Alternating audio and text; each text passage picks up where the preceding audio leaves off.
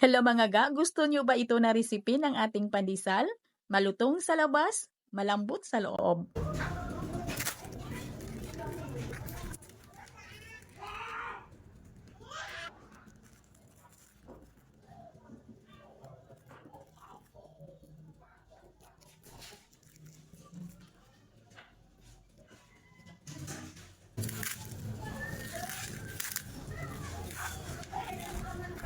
Yes mga ga, ito po yung video natin ngayon. Another recipe ng ating pandesal, kaya simulan na po natin. So dito mga ga, gagamit lang po tayo ng 1 kilo ng first class flour at maglagay tayo dito ng 15 grams ng ating yeast, 5 grams ng bread improver at 1/3 cup ng powdered milk. And then haluin at gawa lang po tayo dito ng maliit na wheel sa gitna at ilagay natin dito yung 18 grams ng asin. At dito mga ga ay maglagay lang po tayo ng 50 grams ng ating light brown sugar, 1 tablespoon ng vanilla extract at 1 in 1/2 cup ng tubig. At tunawin muna natin yung ating mga dry ingredients bago po natin unti-unting basain yung ating harina. At dito isunod nating ilagay yung 3/4 cup na mantika at 60 grams na margarine. At masahin lang po natin.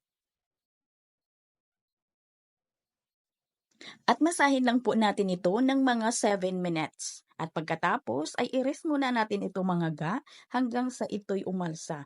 Rest lang po natin ito ng mga 25 to 30 minutes kasi madali lang po itong umalsa kasi ay mababa lang po talaga yung ating asukal na nilagay dito. Pagkalipas ng 30 minutos ay umalsa na yung ating dough, ay kuhanin lang po natin yung huluhangin or patayin muna natin yung ating dough.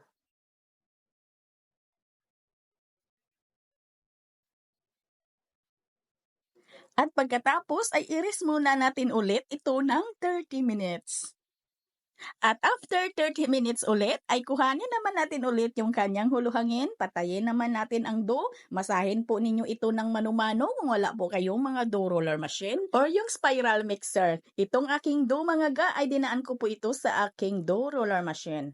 Pwede talaga itong masahin ng mano-mano, basta siguraduhin nyo lang na makinis lang po yung ating dough para naman po ay makinis yung texture ng ibabaw ng ating pandesal. At pinutol ko lang ito mga ga sa 15 grams. Yes, 15 grams lang ito at 2 pesos lang po yung bintahan namin dito. Kung nakagawa na kayo sa iba pa nating mga timplada ng ating classic pandesal, ay ito yung ating recipe ngayon mga ga, ay pwede talaga ninyo itong subukan. Malay nyo baka ito naman yung magustuhan po ninyo. At pagkatapos po talaga natin yang putulin, ay diretso na po talaga natin yan ipigura. At depende na yan sa inyo kung ano yung pagpigura po ninyo, pwedeng pabilog at pwede ding pa ganito. Ito kasi yung aming original eh. Ganito lang po kami magpigura ng aming pandesal. At ipalubog lang natin yan agad sa ating ginawang bread powder or yung mga toasted po natin na tinapay na dinurog po natin ng pino at sinala para magawang bread powder or breadcrumbs.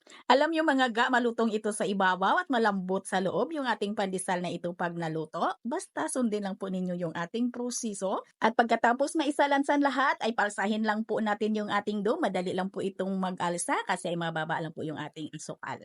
At isa lang po natin ito sa may preheated 180 degrees Celsius ng ating oven. At lutuin natin ito sa hanggang sa ito'y mag-crispy. At pag naluto na mga ga, yung na golden brown na po yung ibabaw ng ating pandesal, ay pahinaan na po natin yung apoy ng ating oven. Pagkatapos ay lutuin muna natin ito ng another 5 minutes hanggang sa ito'y mag-crispy. Katulad dito mga ga, luto na po yung ating pandesal, pero pahinaan muna natin ng mahinang-mahina talaga yung apoy ng ating oven. Pagkatapos ay lutuin pa natin ito ulit ng mga 5 minutes hanggang sa ito'y tuluyan na talagang mag-crispy. At sana po ay masubukan po ninyo yung ating recipe ngayon. Hanggang dito lang po yung ating video. Maraming salamat at bye-bye!